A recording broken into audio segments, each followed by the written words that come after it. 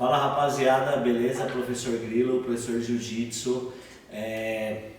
A gente vai continuar aí um pouquinho da história aí do Jiu-Jitsu, tá? Antes não se esqueça de se inscrever lá no canal, dar a notificação lá para receber os outros vídeos e compartilhar nos outros grupos aí.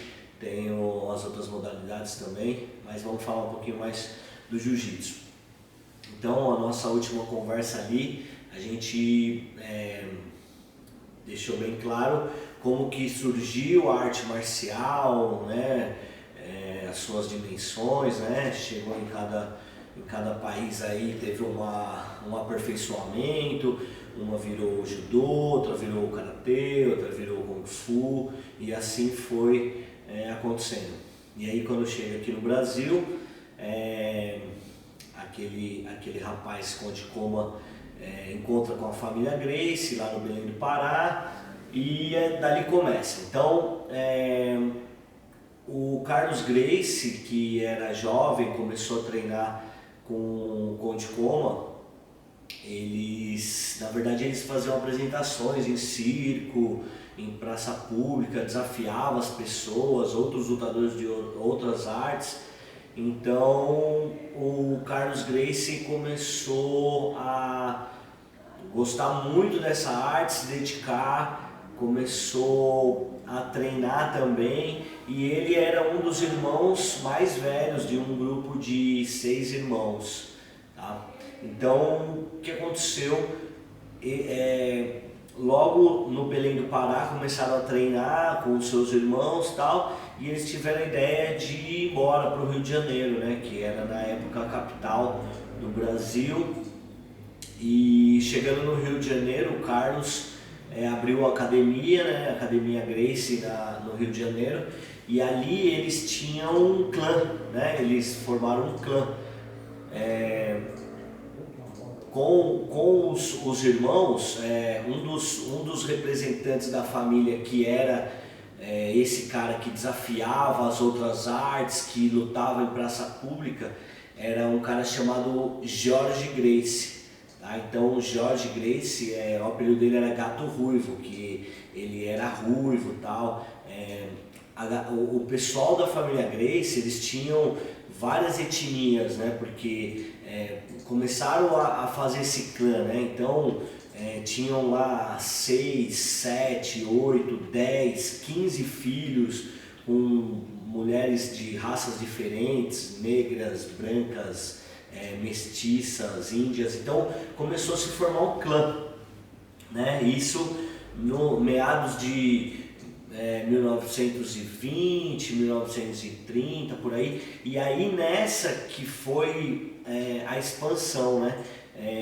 Você imagina, família, muita gente, começou a ter um que crescia daqui, um que lutava lá e tal.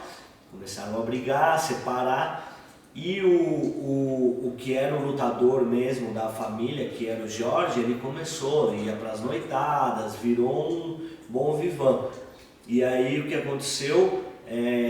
O menor, o mais novo, né, o caçula, ele não treinava, ele não podia, ele tinha problema de bronquite, asma. Então o médico não deixou o Hélio Gracie treinar, e numa dessas que ele ficava assim, só observando na academia, seus irmãos dando aula, seus irmãos treinando, num desses dias, um aluno foi treinar na Academia Gracie, e chegou lá, não tinha professor. Não sei o que aconteceu, por acaso não tinha. E tinha o caçula Hélio, que não treinava, que não lutava. E o rapaz falou: não, eu aceito, eu vou treinar com esse rapaz, com o Hélio. E dali em diante o Hélio virou o samurai da família, o lutador, o representante. E do Hélio Gracie que começou esse nosso jiu-jitsu, né? Porque o Hélio era o menor, ele tinha apenas 60 quilos e ele lutava com adversários às vezes o dobro do peso dele, né? Então o nosso jiu-jitsu brasileiro, que a gente chama hoje, foi dado por causa disso, porque eles começaram a aperfeiçoar as técnicas que veio lá do Japão para ter uma facilidade de lutar com pessoas maiores, tanto em pé quanto no chão, né? E o jiu-jitsu foi virando famoso por causa disso. A família Gracie, né, o maior representante da família Gracie, que foi o Hélio Gracie, ele começou a querer divulgar esse jiu-jitsu, né? Nessa época já tinha várias academias Gracies, várias outras academias já, aí já vamos subir lá para anos 80, né? O que aconteceu foi que os Gracie queriam mostrar ao mundo, né, o que era o nosso jiu-jitsu brasileiro.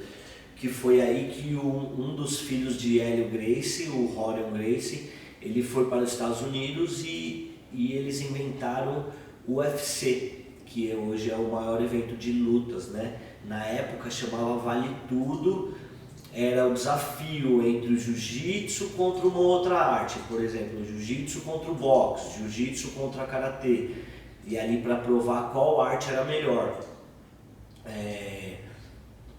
Com um tempo, tal, hoje chama UFC, né? Chama UFC, o evento continua, hoje chama MMA, né? Que eu já falei no outro vídeo, que é a mistura das artes marciais.